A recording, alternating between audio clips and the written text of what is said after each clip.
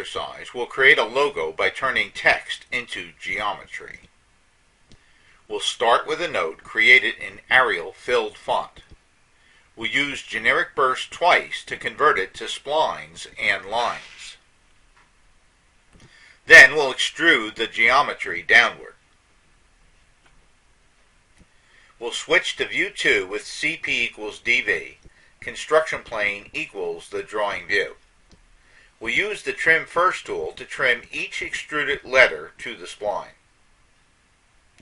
Then we'll use the Dynamic Face tool in View 7 with the Offset option to extend the right face of the T.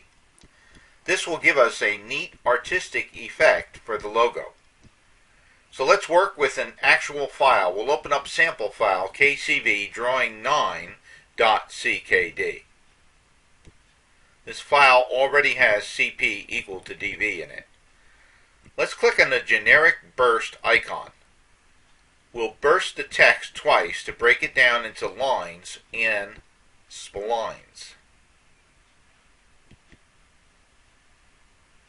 Next, we'll click on the extrude icon. We'll type 0.2 for the length. Then we'll select all of the converted geometry except for the spline, and then the downward facing vector. We can use the change attribute icon to lighten up the color of the solid so it's easier to see what we're doing.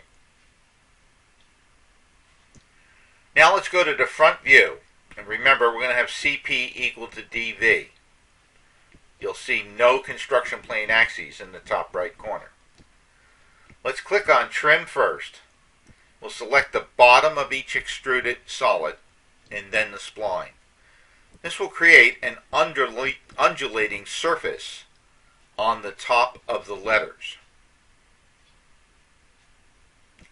Now let's return to the isometric view.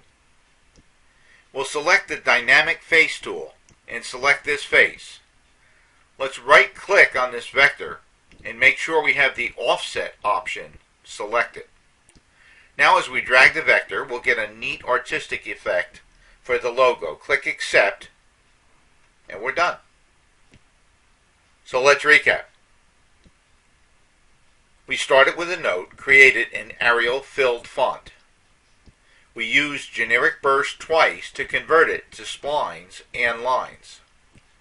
Then we extruded the geometry downward.